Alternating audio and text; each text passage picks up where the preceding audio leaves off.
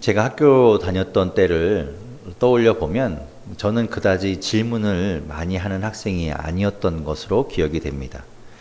궁금한 것이 없을 때도 있기도 했지만 괜히 질문했다가 괜히 그것도 모르냐고 핀잔을 들을까봐 먼저 섣불리 이렇게 질문을 못한 경우도 많이 있었습니다. 간혹 궁금한 것이 생겨도 그것을 잘 정리해서 질문해야 되기 때문에 그렇게 정리하다 보면 또 타이밍을 놓쳐서 질문해야 될 때 질문하지 못하는 경우도 있었죠. 그런데 저와는 다르게 가끔 보면 질문을 참 잘하는 학생들도 있었습니다.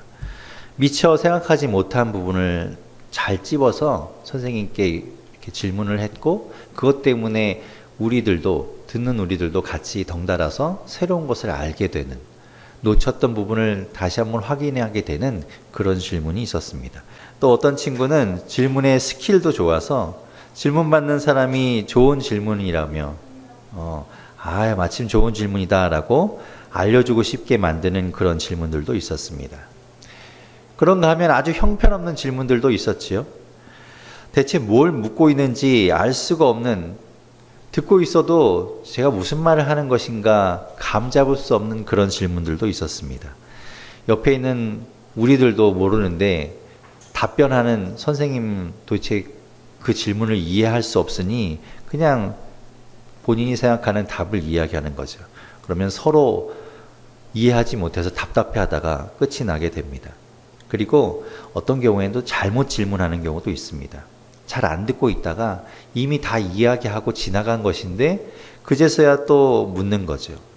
뭐야 그거 아까 다 질문한 얘기, 아까 다 지나간 이야기 다 말씀하셨는데 그걸 또 왜 얘기하는 거지? 이런 생각을 들게 하는 거죠. 시간만 잡아먹고 흐름만 끊어놓는 질문이 되고 마는 그런 안 좋은 질문들도 있습니다. 질문이 중요하다는 것을 말씀드리려는 겁니다. 제대로 된 질문, 그리고 핵심을 잘 짚는, 진짜 알아야 될 것을 잘 집어내는 질문이 귀한 답을 얻어낼 수가 있는 겁니다. 오늘 말씀에서 어떤 율법교사가 예수님께 질문을 합니다. 율법교사는 성경을 잘 알고 있던 사람입니다. 아직 신약 성경이 쓰여지기 전이기 때문에 그들에게 있는 유일한 성경인 구약 성경을 그들은 거의 외우다시피 하였습니다. 그는 자신의 지식을 자랑하고 싶었던 것이죠. 어디 가서든 누구를 만나든 간에 성경에 대해서만큼은 꿀리고 싶지 않았던 겁니다. 그래서 예수님께 질문합니다. 그가 하는 질문 두 가지, 이 두 개의 질문. 하지만 그 질문은 정말 답을 몰라서 하는 질문이 아닙니다. 그리고 진짜 예수님께 답을 듣고 싶어서 하는 질문이 아닙니다. 그 두 개의 질문은 잘못되어 있습니다. 그 질문은 무엇이 잘못되어 있는 것일까요? 그리고 정작 진짜 물어야 하는 질문, 정말 우리가 알아야 하는 것은 무엇일까요? 율법교사의 첫 번째 질문은 무엇인가 하면 내가 무엇을 하여야 영생을 얻으리까? 라는 질문입니다. 오늘 본문 25절 말씀을 같이 한번 읽어보겠습니다. 함께 읽겠습니다. 시작. 어떤 율법교사가 일어나 예수를 시험하여 이르되 선생님, 내가 무엇을 하여야 영생을 얻으리까? 예수님께 다양한 사람들이 다양한 질문을 했습니다. 많은 사람들이 내가 무엇을 하여야 영생을 얻겠냐라고 예수님께 질문했습니다. 그 중에서도 이 율법교사가 한 이 질문의 의도는 기록하고 있는 것처럼 예수님을 시험하기 위한 것이었다라고 설명하고 있습니다. 처음부터 율법교사는 답이 정해진 질문을 하고 있던 겁니다. 답을 몰라서 질문하는 것이 아니라 답변자인 예수님께서 무엇라고 대답하시는지, 그래서 답을 한다면 그 답이 내가 가지고 있는 답과 일치하는지를 알고 싶었던 겁니다. 그것이 다르다면 그것을 꼬투리 잡아서 힘들게 하려는 것이죠. 마치 학생이 선생님께 질문을 해서 답을 구하고 지식을 구하려는 것이 아니라 선생님이 학생에게 질문을 해서 답을 맞힐 수 있는지 시험해보고 테스트하는 그런 모양새입니다. 그의 질문을 통해서 알 수 있는 그가 품고 있던 그 숨겨진 답은 이겁니다. 영생은 무엇인가를 할 때 얻는 것이다 라는 그 답을 그는 이미 가지고 있었던 겁니다. 영생을 얻기 위해선 무엇인가를 해야 한다는 거지요. 여러분, 이 답이 맞습니까? 영생을 얻기 위해서는 우리가 무엇인가를 해야 합니까? 아마 지금 입 밖으로 답을 말하진 않았어도 속으로는 아니라고 답하셨을 겁니다. 왜냐하면 우리는 행위로 구원받는 것이 아니라는 것을 우리가 들어왔고 또한 그렇게 알고 있기 때문입니다. 그런데 질문을 조금 다르게 해보면 아마 답이 달라질 수도 있을 겁니다. 당신은 지금 죽어도 천국에 갈 것을 믿습니까? 천국에 갈 것을 확신합니까? 이 질문을 제가 여러 사람에게 질문해 보았습니다. 그런데 많은 분들이 그렇다, 나는 천국 갈 것이다 라고 자신 있게 말하기보다는 주저주저 하면서 글쎄요, 못 갈 것 같은데요 라고 말하는 분들을 많이 보았습니다. 왜 그렇게 생각하냐라고 되물어 보면 자신의 지금 삶을 보면 하나님 말씀대로 살고 있지 않아서 나는 천국에 갈 수 없을 것 같아요. 지금은 천국에 갈 수 있는 자격이 없는 것 같아요 라고 말하는 것이죠. 그렇다면 뭘까요?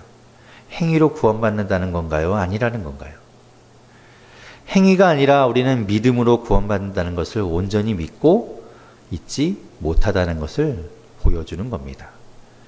머리로는 믿음으로 구원받는다 알고 있지만 그래도 행위가 있어야 하는 것은 아닐까라고 그렇게 믿고 있다는 거지요. 구원이 내가 하기 나름이다라고 생각하는 겁니다. 구원의 주도권이 나에게 있다라고 생각하는 겁니다. 내가 뭔가 잘 살고 있으면 구원받은 것 같고 구원받을 것 같은데 그렇지 않고 내가 뭔가 좀 잘못하고 있고 하나님 말씀을 어기고 있는 것 같으면 나는 구원받지 못할 것 같아 라고 생각한다는 것이지요. 그런데 여러분, 아닙니다. 구원은 하나님께 전적으로 달려 있습니다. 나에게 달려 있는 것이 아닙니다. 내가 무엇을 해서가 아니라 하나님이 그저 우리에게 주시는 것입니다. 그래서 그것을 은혜라고 이야기하는 것이고 선물이라고 이야기하는 거죠. 예수님은 이 율법교사가 한 첫 번째 질문에 이렇게 대응하십니다. 오늘 말씀 26절 같이 한번 읽어보겠습니다. 시작. 예수께서 이르시되 율법에 무엇이라 기록되었으며 내가 어떻게 읽느냐? 예수님이 질문에 답을 하시기보다는 질문을 질문으로 받습니다. 당신이 평생토록 알고 있었고 외우고 있고 평생 연구했던 그 성경, 그 율법을 통해서 당신이 깨달은 것은 무엇인가? 라고 물어보시는 것이죠. 율법학자는 당연히 율법을 지켜야, 하나님의 말씀을 지켜야 영생을 얻는 겁니다. 하나님의 말씀, 그 율법의 말씀을 하나라도 어기게 되면 영생을 얻는 것이 아닙니다 라고 말해야 될 것 같은데 그는 자신의 생각과 자신의 말이 아닌 예수님의 말씀을 가지고 대답을 합니다. 27절 말씀이 그의 대답입니다. 같이 한번 읽어보겠습니다. 시작. 대답하여 이르되 내 마음을 다하며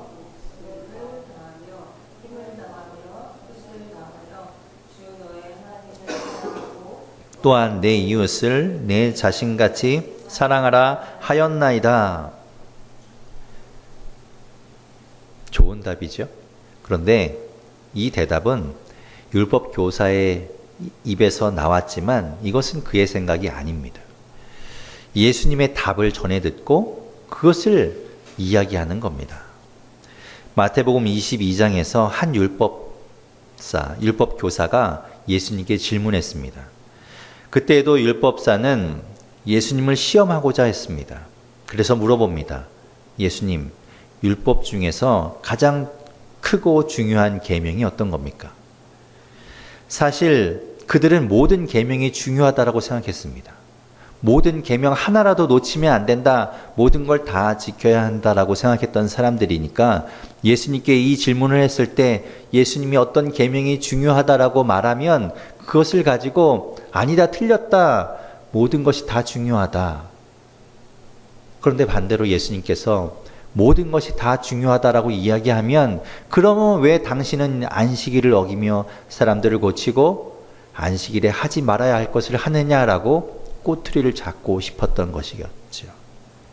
그때 예수님께서 하신 대답은 이겁니다. 마태복음 22장 34절에서 40절까지 말씀을 우리 같이 한번 읽어보겠습니다. 자막을 통해서 읽어보겠습니다. 시작. 예수께서 사두개인들로 대답할 수 없게 하셨다 함을 바리새인들이 듣고 모였는데 그 중에 한 율법사가 예수를 시험하여 묻되 선생님, 율법 중에서 어느 계명이 크니이까? 예수께서 이르시되 내 마음을 다하고 목숨을 다하고 뜻을 다하여 주 너의 하나님을 사랑하라 하셨으니 이것이 크고 다음 넘겨주세요. 이것이 크고 첫째 되는 계명이요 둘째도 그와 같으니 내 이웃을 내 자신같이 사랑하라 하셨으니 이 두 계명이 온 율법과 선지자의 강령이니라. 아멘. 예수님께서 하신 대답이죠. 율법교사가 물어봤을 때 예수님께서 말씀하신 것입니다. 오늘 본문에서 이 예수님께 질문하고 있는 율법교사는 이 당시에 예수님의 이 답변을 직접 들었는지 아니면 그 율법교사에게 전해 들었는지는 알 수 없지만 예수님의 이야기를 들었던 겁니다. 그래서 이 말씀을 그대로 지금 하고 있는 것이죠. 예수님의 이 답은 틀리지 않습니다. 계명과 율법의 정수를 말하고 있는 겁니다. 그 많은 613가지나 되는 율법을 함축하고 함축해서 이야기하신 겁니다. 하나님을 사랑하고 내 이웃을 내 자신과 같이 사랑해라. 그렇다면 예수님이 말씀하신 이 두 계명을 지켜야 영생을 얻는 것일까요? 그래, 맞다. 지금 네가 이야기한 것처럼, 내가 너희들에게 했던 것처럼 지금 그 이야기, 네가 하고 있는 그 답을 네가 행하면 그러면 영생을 얻을 수 있다. 예수님은 그렇게 답하지 않습니다. 그럼 뭐라고 대답하는가? 영생을 얻기 위해서 무엇을 해야 하느냐는 질문에 예수님의 최종 대답은 무엇인가? 영생을 얻는 것이 아니라, 영생은 내가 취하는 것이 아니라 영생은 사는 것이라고 말씀합니다. 28절 말씀입니다. 우리 28절 같이 한번 읽어보겠습니다. 오늘 본문 28절입니다. 함께 읽겠습니다. 시작. 예수께서 이르시되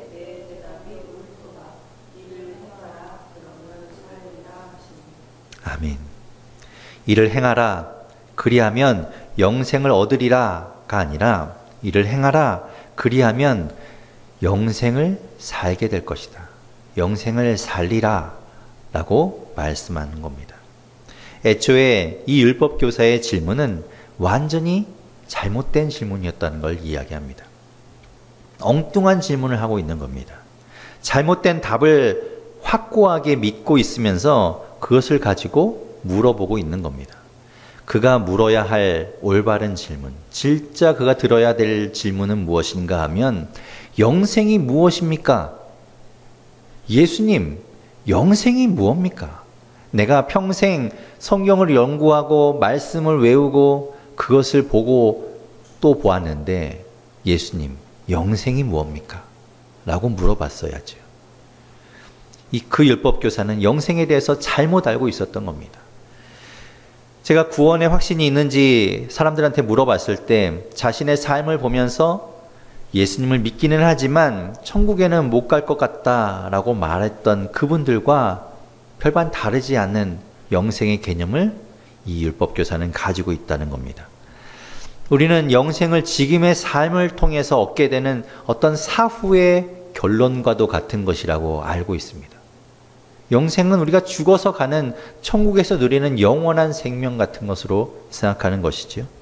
그래서 지금 내가 어떻게 살고 있느냐가 천국을 가게 되면 영생을 얻는 것으로 나타나게 되고, 지금 내가 하나님 말씀대로 살지 못해서 못 살게 되면 지옥에 가서 영생이 아닌 영사를 얻게 된다라고 생각한다는 겁니다. 지금 극장에서 한창 많은 관객들이 보고 있는 신과 함께라는 영화 1편에서도 그랬습니다.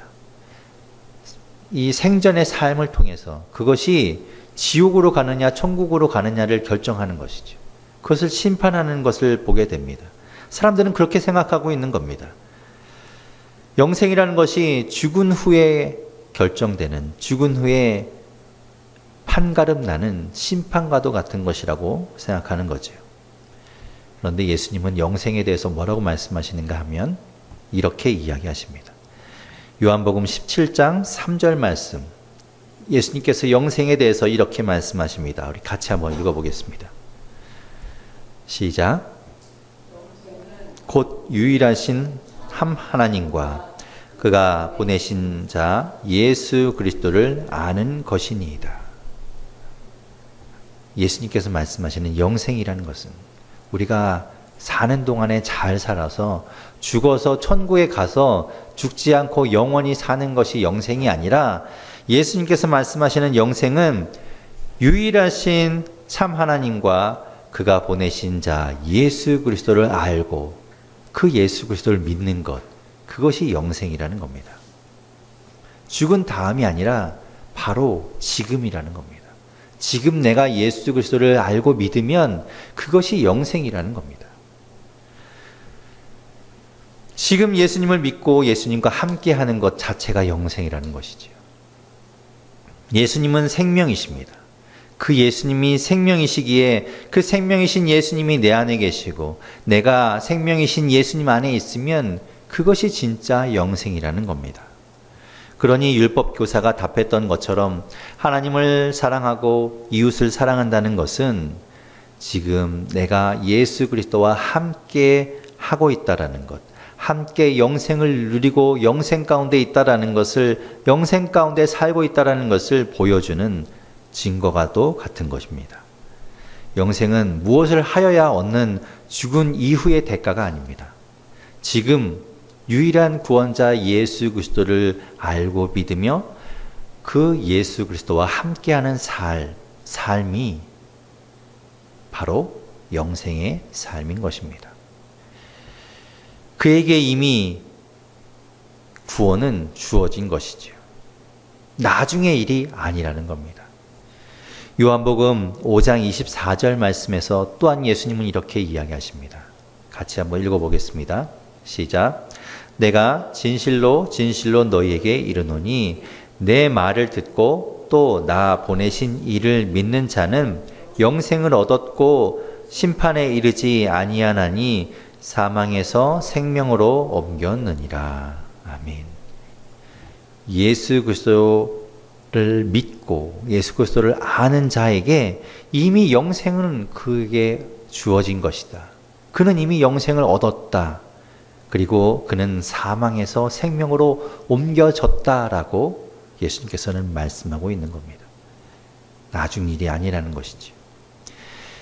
예수님의 말씀을 율법교사는 여전히 이해하지 못합니다. 그는 자신이 가지고 있는 답을 너무나 확고하게 굳어져서 가지고 있었기 때문에 예수님의 이야기를 이해할 수 없었던 겁니다. 그래서 그는 계속해서 나 중심의 질문을 이어갑니다. 나 중심으로 계속해서 질문을 하고 있습니다. 율법교사의 두 번째 질문은 그렇다면 내 이웃은 누구니까 하는 겁니다. 오늘 말씀 29절 말씀 같이 한번 읽어보겠습니다.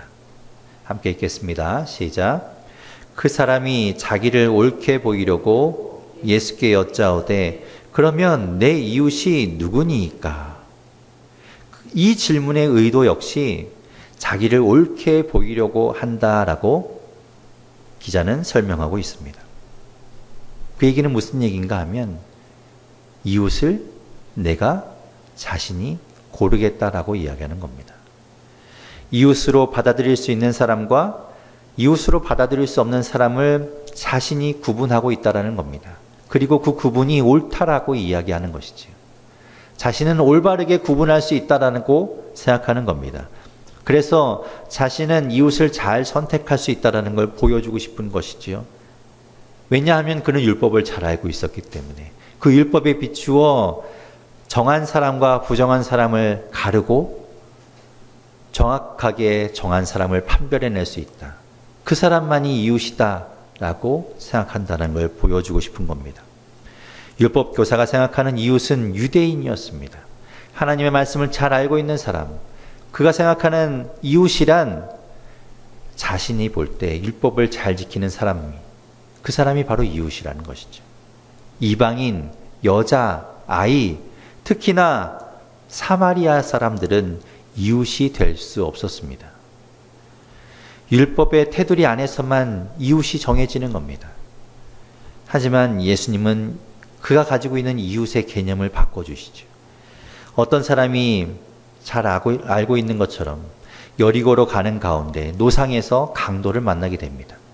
이 선한 사마리아인의 이 비유는 우리가 너무나 잘 알고 있습니다. 저는 이 이야기의 내용을 이야기하고 싶은 것이 아닙니다. 어쨌든 그 강도를 만난 사람은 모든 것을 빼앗기고 그 강도에게 맞아 피투성이가 된 채 거의 죽어가고 있습니다. 그 길을 가던 제사장과 레위인은 그 모습을 보고 피하여 갑니다. 그들이 알고 있는 율법 안에서 봤을 때 그 사람은 도와야 할 이웃이 아니라 부정한 사람이었기에 피해야 했던 것이죠. 이웃이 아닌 겁니다. 이번에는 사마리아 사람이 지나가다가 강도 만난 사람을 발견합니다. 그는 다가가서 응급처치를 해주고 그를 데리고 가서 주막에 옮겨놓고 치료를 받게 해줍니다. 그리고 기꺼이 자신이 가지고 있던 비용을 내어서 지불합니다. 예수님은 율법 교사에게 묻습니다. 36절 말씀입니다. 같이 읽어보겠습니다. 시작. 내 생각에는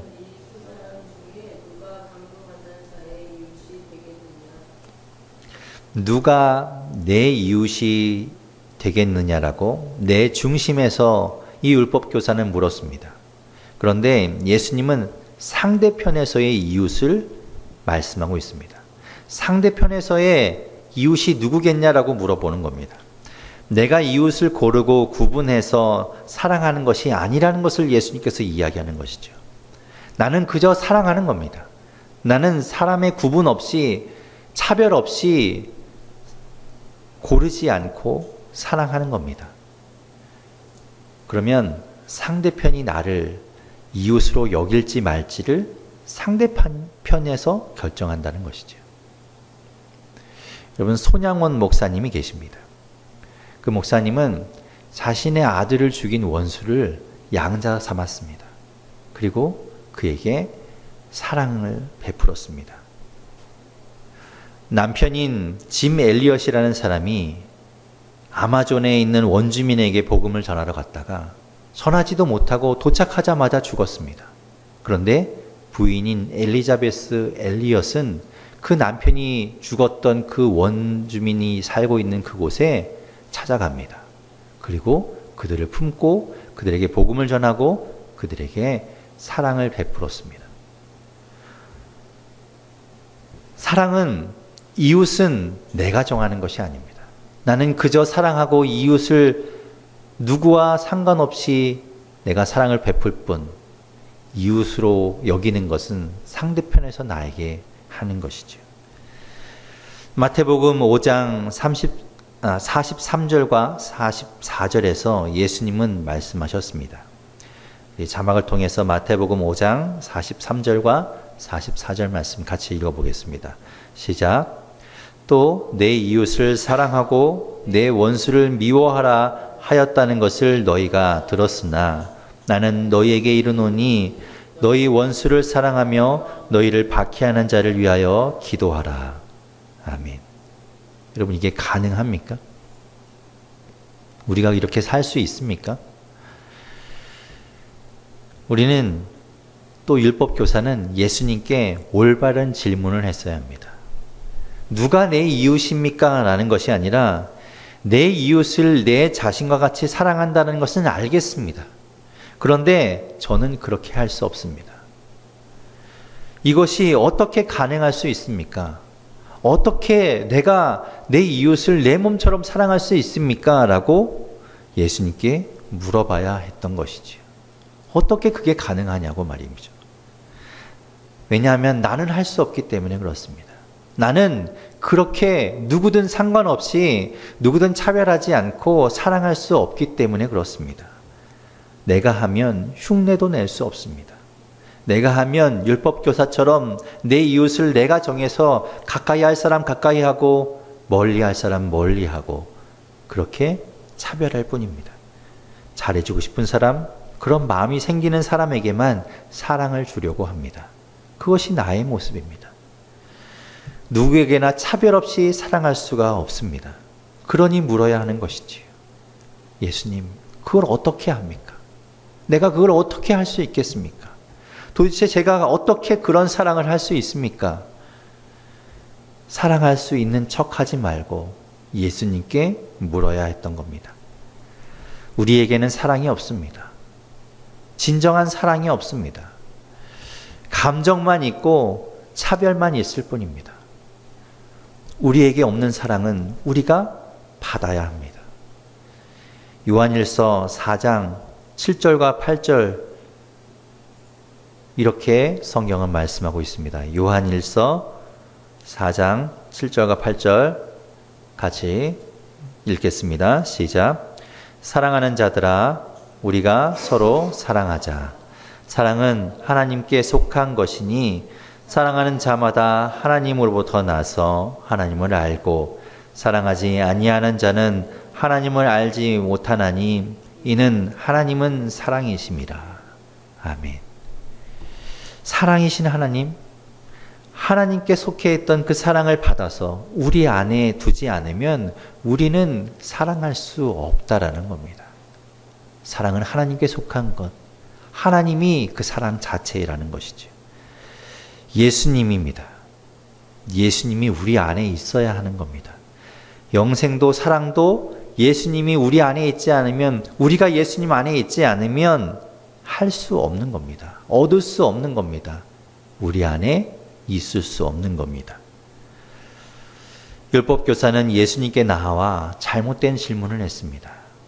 그가 정말 알아야 했던 것이 아니라 그는 예수님을 시험하고자 했습니다. 자신을 드러내고자 했습니다. 그가 진짜 들어야 했던 예수님의 답은 따로 있었습니다. 그것은 바로 예수님 자체이지요. 예수님을 알고 믿어서 예수님 안에 거하고 예수님이 우리 안에 거할 때 그것이 영생이라는 것을 알아야 했습니다. 예수님을 알고 예수님을 믿어서 예수님 안에 거하고 예수님이 우리 안에 거할 때 차별하지 않고 고르지 않고 구분하지 않고 누구도 사랑할 수 있다는 것을 알아야 했던 겁니다. 지금 우리도 그걸 알아야 합니다. 내가 하는 것이 아닙니다. 예수님이 하시는 겁니다.